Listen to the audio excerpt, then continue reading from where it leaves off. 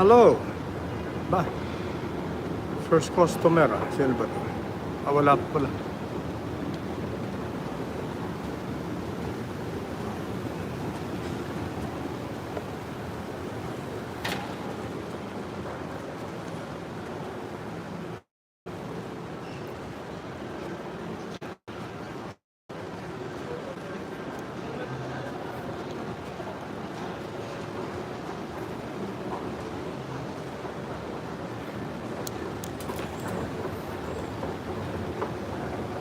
Wala nga palang pasok, ano?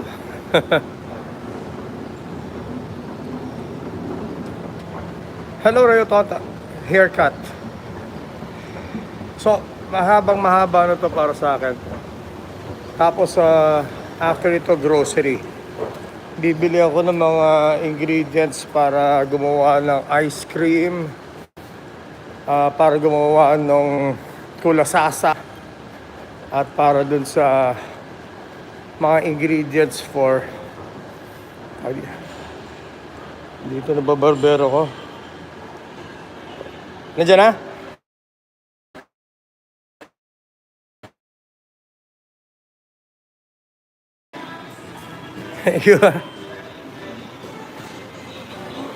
Alon! Hey! Hello, Emiat. Hey, Emiat, thank you so much yesterday, ha? I really appreciate you sharing your gifts. Yeah, thank you so much.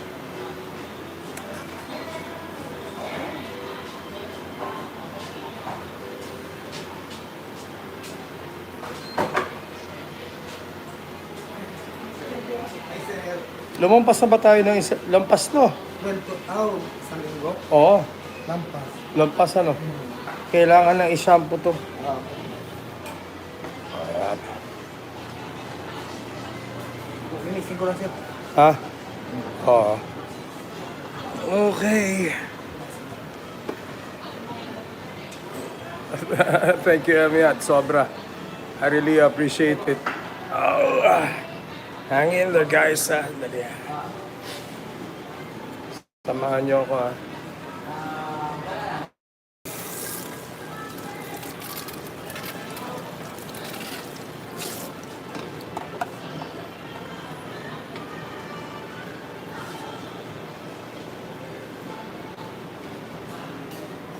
Let me see. I can't see it.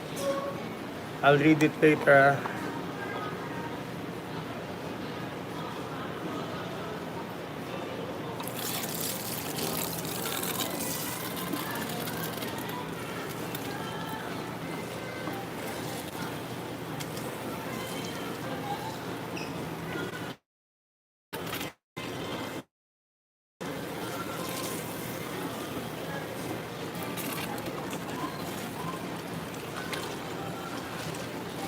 Hinihigo ko na. Sige, kuya. Kulahin.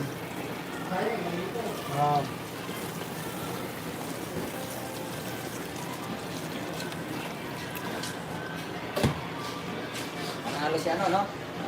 Sa Adinsenya ba yan? Sa palis yung alam. Sa ano, UFC? Nanalo niya kagad. Ito. Di ko napanood yun, ha. Kailan yun? Alex Pereira. Yun pala yung knockout. Adinsenya ba yun? Ano to, UFC? Oh, yun. Di ba natalo siya kay ano, Alex Pereira? Alam mo kasi, pinapanood ko kasi yung one, eh. Mas, Lumakas ng 1-8 grabe yung one championship, ano? at saka maliban doon pero mas malaki ang niya. Kapag nakapatulog ka, Ay, hindi, grabe. Si Chatri, namimigay ng daan libo pag naka-knockout. 350,000 Oo, grabe. baht. 2 milyon yun, di ba?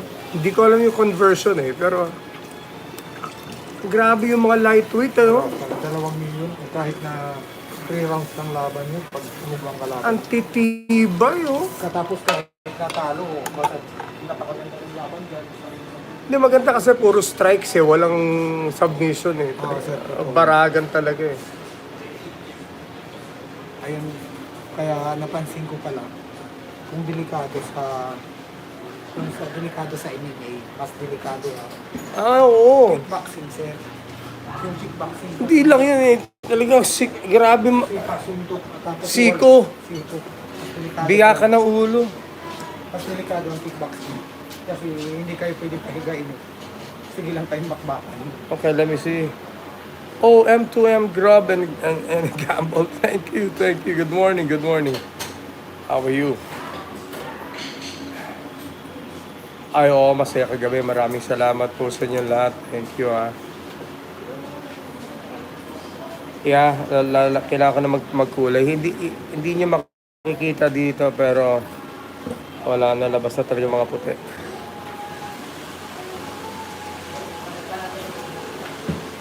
Yun lang nga, hindi Doctor Strange. Wala yung Doctor Strange lang nga. Wow, M2M. Thanks a lot for all the support. Appreciate it. Gusto mo siya i-blow dry muna para talagang lumabas yung... Oh, grabe, haba na nito. Disforma na. Ayan, once this one bumilog, that's the sign I need a haircut. Yung normal ko is 7 days. Maximum 10 days talaga kailangan na magpagupit. I think ito umabot ng 10 days to.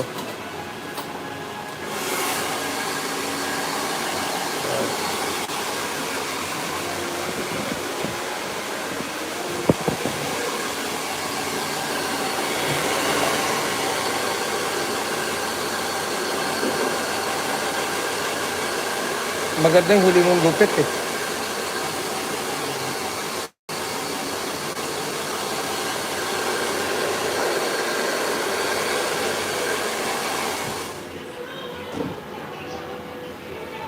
Oh, thank you. Lakas na po dito sa Ha? lakas na po. Magkukulay ako mamaya.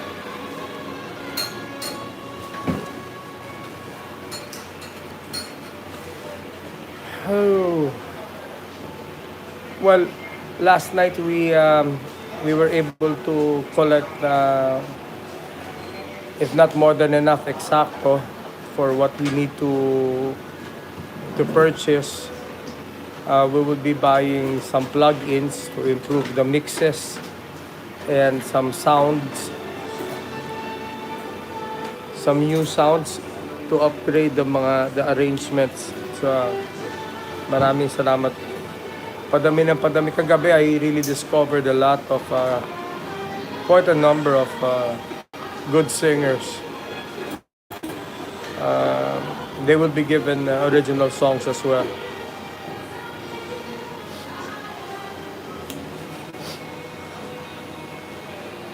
Yes, I'm getting plugins. That's right.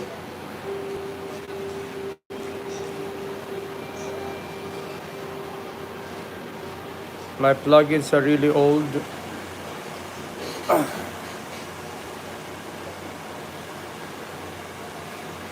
And probably some for mastering.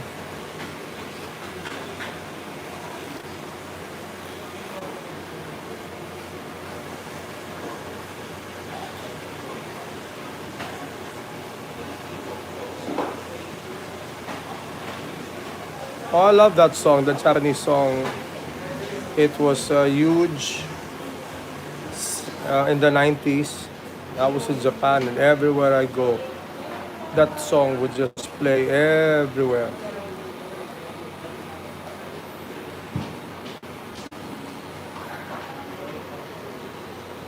He has been using Pro Tools since the early 2000s. Yeah.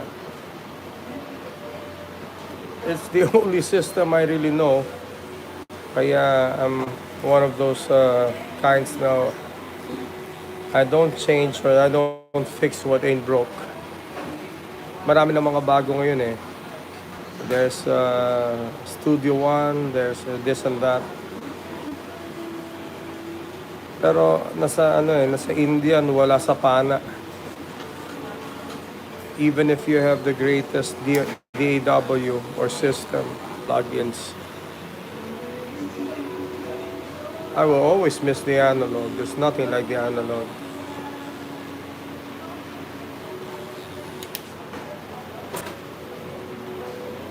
Yes, I studied in LA for that, in Studio City, and I did work some years as a second engineer till I became chief engineer. And well, I was a studio rat here in the Philippines as well. I learned from the best engineers, even after schooling. Iba talaga may ano eh. Iba yung meron kang basics of analog, even the miking, you know. Pero dati, part of my job was to calibrate the machine. I would do it per track. Those were the days of Daisy loops. I miss it. There's no amount of technology that can replicate the analog.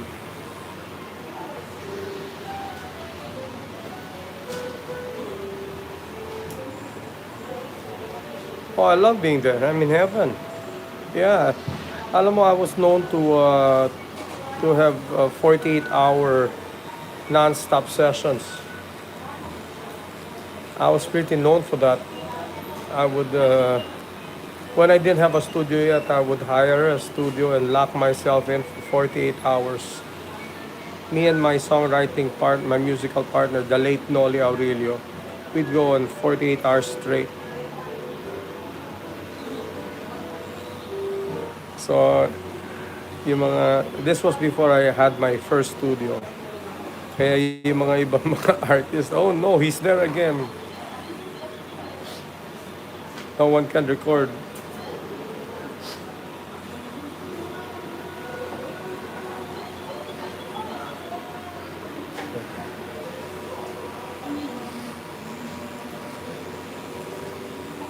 Oh man, that's what I used to do.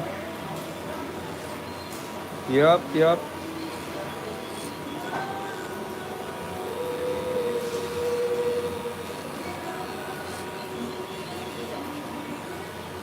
That's the only way we learned eh. Yung hands-on eh. Yeah. It was great. Ngayon, all you need are good monitors. Before we would even calibrate the room. You know? With the mic and the machine. Placements of the monitor. The sweet spot, balancing of the room. No wonder recording was different before. Tsaka yung before, I remember recording with the high ceiling, you know. And I've operated a real reverb room. Really interesting.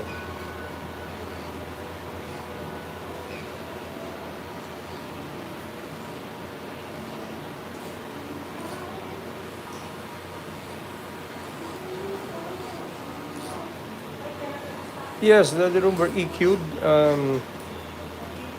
We had what we call the spectrum analyzer. You know, it was like a gun. You would hold it like that, and you know. And here, the best guy to make studios, Mike Pedero. Mike Pedero, genius. That guy. He built practically all the best studios in the country. Learned a lot from Mike.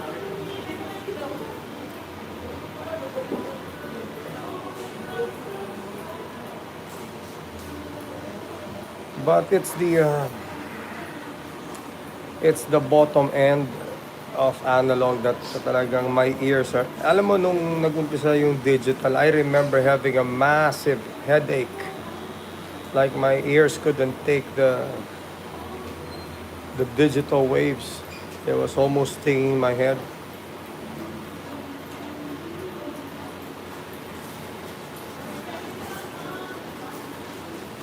Physical. Does your brother have a physical mixing? Oh, well, I don't have a physical board anymore. That's why I miss the tactile feel of mixing. But you adapt with technology and what you have. I have a virtual board, and I tweak it using a mouse. But sometime this year, I'm dreaming of getting a digital board, a physical board that you can hook to the Pro Tools. So you have the tactile feel, you know. There's nothing like the tactile feel when you EQ. Pero wala, sanayan din eh. When you adapt, you get used to it. It becomes second nature. And as for monitoring and mixing, I can easily adapt and calibrate and compensate.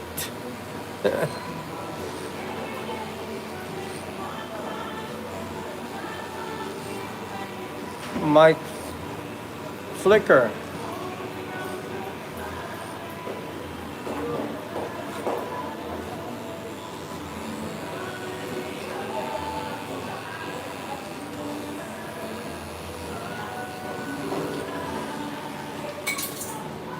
Yeah, my youngest brother graduated also from LA Recording. Yeah,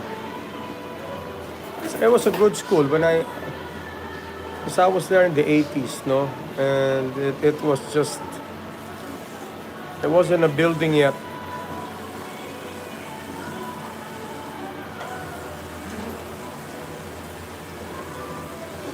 One of my one of the jobs I landed was in a studio named Trax. If memory serves me right, it should be in. I think it was in Ventura.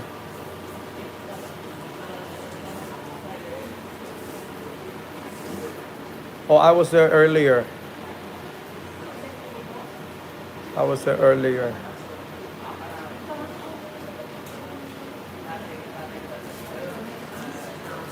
By the time of the riots, I was already back in Manila, back in the Philippines.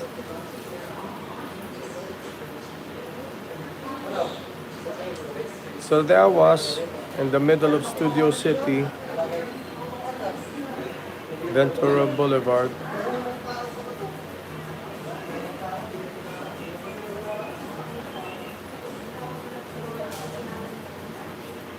You know, I'm getting a senior moment right now, pero the name of the owner or the guy running the school, I forget the first name.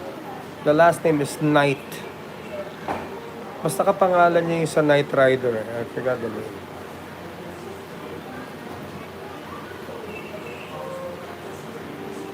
Oh yeah. Yeah, one of my earliest job was I did a session, a recording session for 38 Special. And they were amazing. 38 Special. At one time, I did record Billy Idol's drummer. I mic'd the drums, and I did some of the pre-mixes.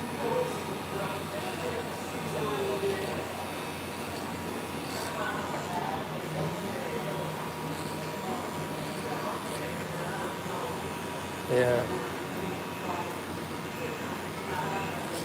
And of course, not to mention a bunch of hippie bands, mga hippies. Yeah. Funny story yung I forget the name of Billy Idol's drummer. Pero he wouldn't play drums unless his Confederate flag was set up. So the studio manager said, "We can't do that." I said, "I'm not gonna record." So I can fix it. Gumamit talaga ako mga alambre so I don't have to drive nails. I found a way to put this Confederate flag, and that was it. He said, yeah, it takes. Oh well, I'm a drummer. I'm a drummer of 51 years. So I know the drum sound in and out. I know how to tune a drum. I know how to manipulate heads. So the easiest thing for me is to mic drums. Maybe because I'm a drummer. That's my specialty, miking drums. Kasi being a drummer, that's number one to me. And being a session drummer for so many years as well.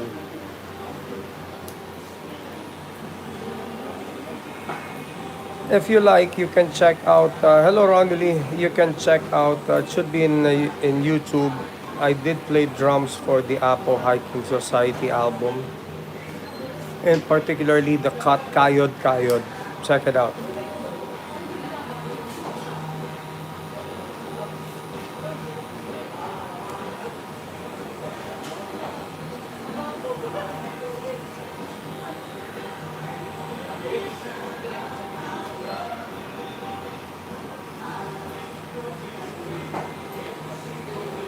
Oh, well, I didn't, even then, nauso kasi dati eh. It depende sa tunog that you want. But I like to let the drums ring. I hardly use dampeners. It's in the tuning. I like it to ring, and then it is adjusted in compression and EQ. But if you're doing like old style disco, you put there all the tape you can find. Sometimes I just use my wallet. Tell the drummer, okay, put your wallet on the snare. And there are many ways of miking the snare, and the mic choice is very important.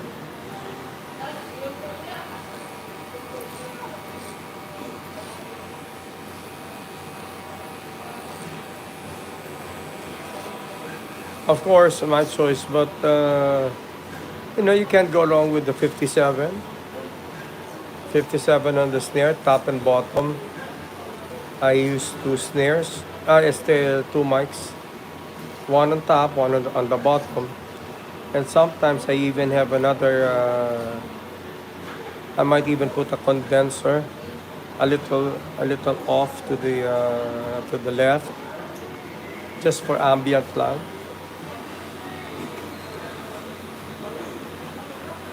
I also, one of my secret tricks is to have some ambient mics around to just to take the room sound. So when I mix the entire drums, I have another separate stereo track of just the room sound. Yeah. Oh, yeah, they don't know that. I also did the trick wherein I played the drums, so I know the timing. I had a click on 130. Now the song was in 110. I recorded the drum track first in 130 BPM. So when it was slowed down to 130, which is the actual, it sounded thick. Hello, Shalom, Kaim Shali. Hello, Bondini. How you doing? Yeah, I like to shape the sound.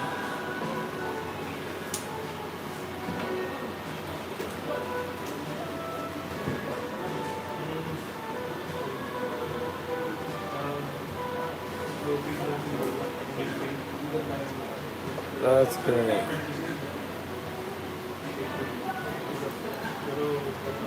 Oh yeah, it's an old trick, M2M. Yeah. Prince did that a lot. Oh. Pero, you know, ang masarap nun is yung what it did to the snare drum, you know. Recording in 130, then you slow it down for the rest to play at 110 or whatever.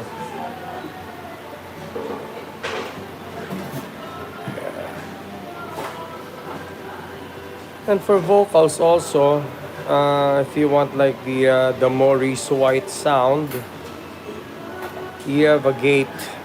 No, you have a gate on with white noise. So when the vocals comes in, the gate opens and you get the white noise to join the vocals. And at the end of the phrase, the gate closes. So it's not just double tracking.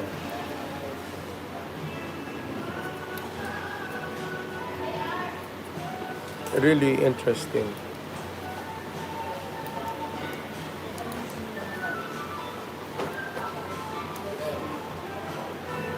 Yes. We are old, indeed. Alam mo, I remember when I was schooling there in LA, no. We had one of Michael Jackson's engineer to give us a talk, to give a talk. And I remember, clear as day, his first question was, no right or wrong question, which I'm just curious, sabi niya, can anybody tell me what microphone Michael Jackson uses? So immediately you hear all the top brands are like, it's gotta be a Neumann, no, U87, was it an AKG, was it a Sonata, you know, all these stuff. And he said, nope, Michael Jackson used a very, very cheap Radio Shack. And the reason for the Radio Shack is we all have different frequencies, which is true. I mean, I've recorded several songs in the past with Neumann, which is like the Rolls Royce. And it depends on the room. I recorded it in Cinema Audio, it was amazing. I recorded it in Green Hill Sound, it was amazing. I recorded it in my own studio, my bigger studio before this one. It didn't work. And then the Audio Technica, however, worked in my studio. Yung old room ko kasi, it was Adobe all the way. I'm lucky to have Adobe. Yeah, Radio Shack is not around anymore. I love that shop. I could spend days just the entire day in Radio Shack. Miss wala akong salamin, it's that Sharon. Yes.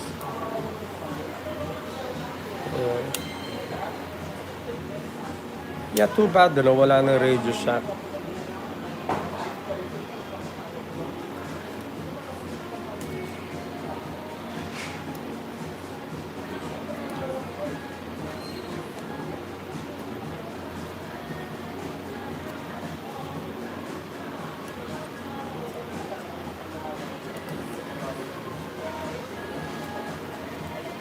That's how I spend my days in the States before. Radio Shack, Friars.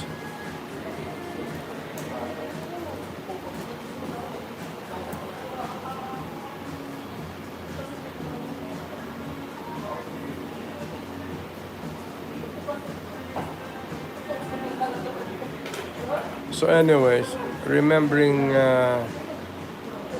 my days in LA. Recording. Nag-uumpisa pa lang yung automation noon. It was the dawn of automation. And yeah. The SSL Logic Neve was well, Neve's been around. Pero yung the automated board was just dawning.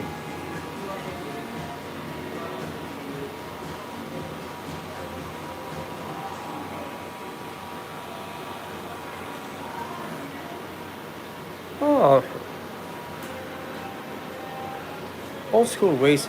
Old school ways is what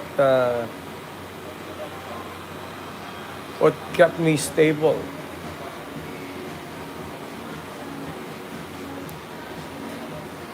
Kumbaga, digital is just a new language, but my ways are just as analog as before.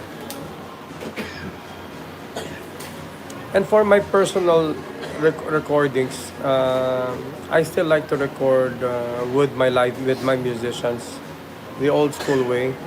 We spend days on the rehearsal studio, in the rehearsal studio. When it gets to the point I'm happy, that's when we get inside the studio and we record all at the same time.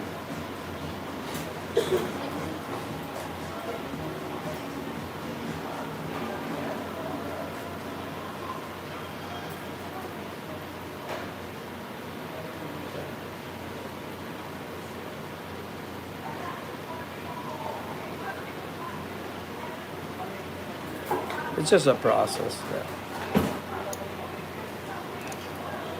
Oh yeah, alam mo, even editing before, that was one of my earlier jobs was editing, and I remember really, we used to really cut it, splice, you know. We had the cutting board, we had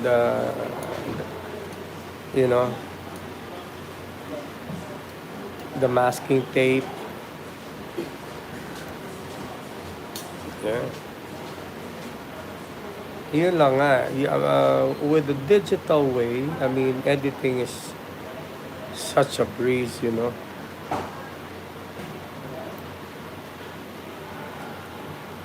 That's right, the grease pencil. And guess what?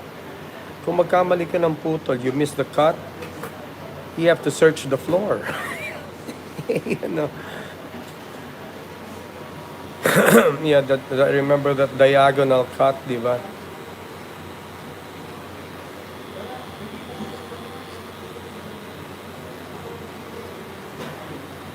You're fired, you're fried, and then you're fired. I never messed up anyway. Pero man, remember those 2-inch tapes? Tapos dati I remember, like my first album, it was me, my engineer then was Boy Rojas, and my producer was Bob Guzman of The Boyfriends, the guy with the balbas. No, he later became a record executive. And I remember we were like three guys with our hands on tracks. And we would sabay-sabay kami, fade out, okay, fade out, okay, sabay-sabay, oh, dahan. And then, okay, ikaw, balik akyat, because it wasn't automated. So we had to do real-time fade in, fade out of certain parts of the mix.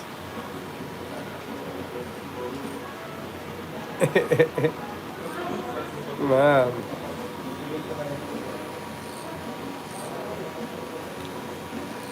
But what I really dug was the actual reverb room. What an amazing concept, a real verb room.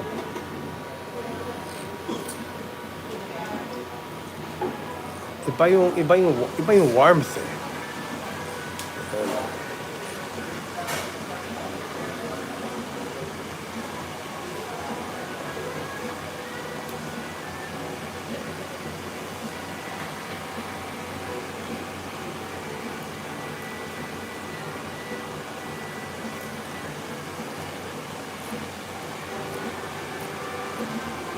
Oh, kaya,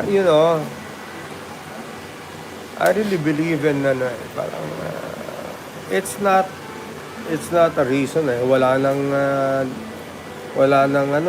analog. No.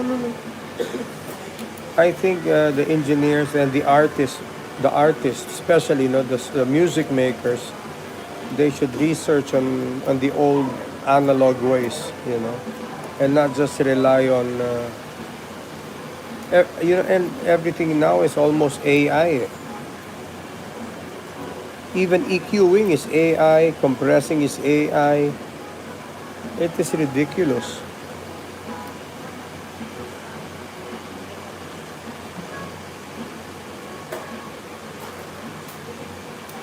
Either that or I'm just too old school. I know of one engineer who just relies on AI. Even yung EQ, he just press a button and the AI EQs for him, and that's it. So ako, you trust the AI that much?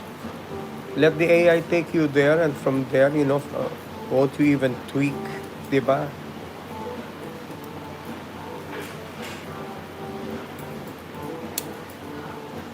And to all listening, if you're watching this live or humahabol kayo sa, what do you call this, replay, when you mix, it's the oldest trick in the world. It's a professional trick. Listen to it in your car, no? Whatever your system sa kotse mo. It's a cheapo sound system or a souped up, because the end user is listening to the stuff sa kotse. They're not gonna listen to it with a beautiful set of monitors like you do. So the best, that's what we all did before. Even Quincy Jones used to do that. Still does. Listen to it in a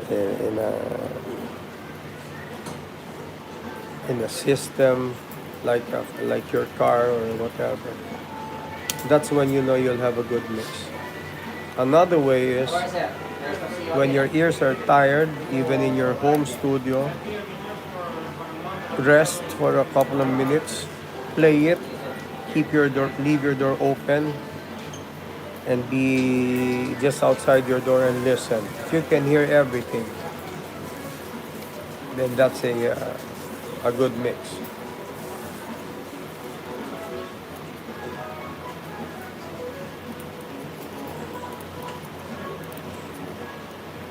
Yes, you were taught that way because you're old like me.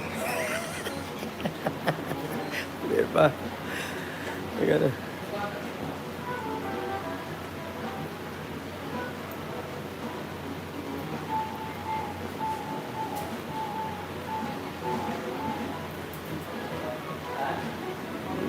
Eh, siguro, M2M, siguro everyone is saying, what the hell are these two old guys talking about? Well, like most of my life, it's going to be maski paps, maski papano. We can talk about anything under the sun.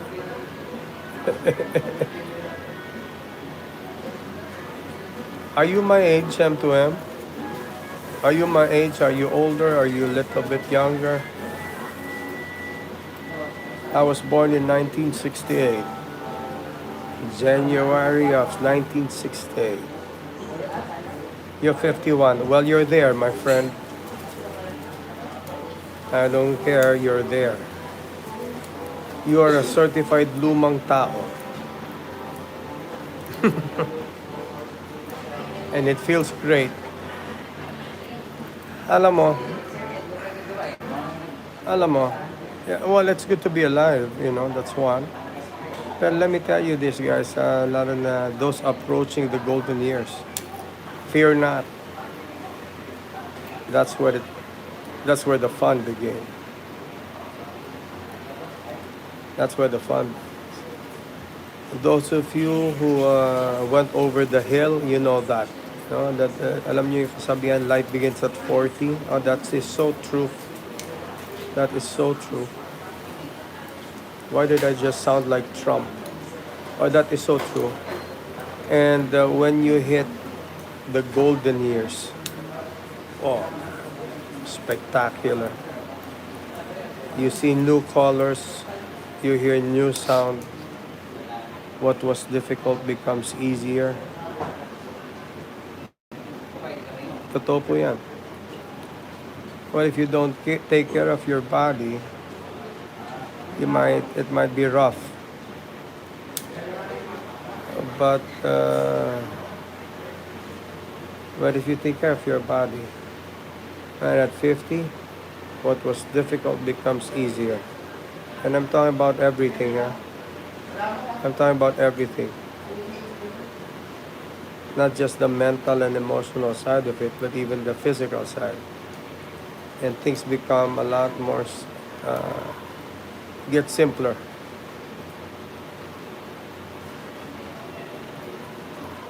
Even the word complicated is not complicated anymore. We don't believe in complicating things. We simplify things when you enter the golden years. At 51, you already know that. You've been there for 2 years already.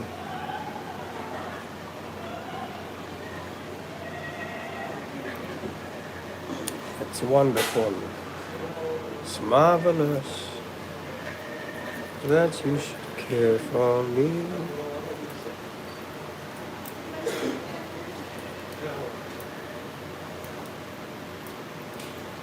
You know that.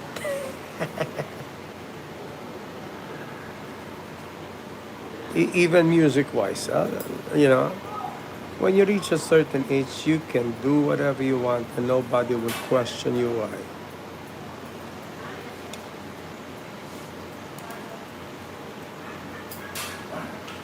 You want to sing the new songs? You can. You want to sing the old songs? You have the authority.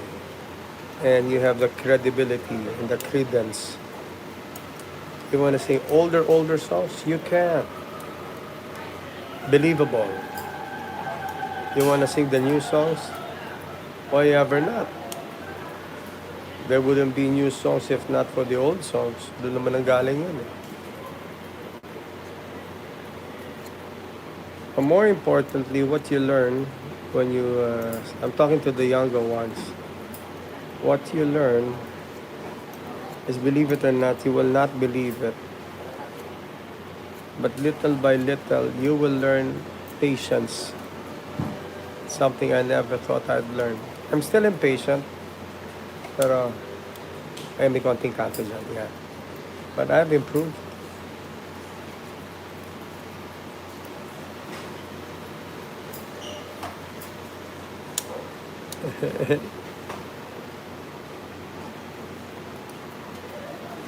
And also handling of disappointments. If it doesn't work, it doesn't work. Sorry. Try again. O hindi matutuloy ka to. Okay, it's not time for that. Sayang, but hey,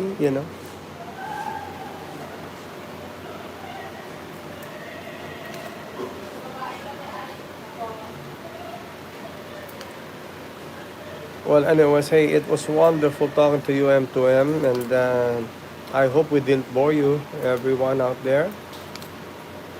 I certainly hope you learned something, kahit paano. Alam mo, when sound engineers talk, we speak in German almost, no? Sorry for alienating some of you, but hey, lovely time, everyone. Stay safe. And habol ako mamaya. Kami ni Choi, we will be at the Magic Club. And after this, I go straight to the grocery. And yeah, have a wonderful day, everyone. Thank you for joining me. I appreciate it. Bye, everyone.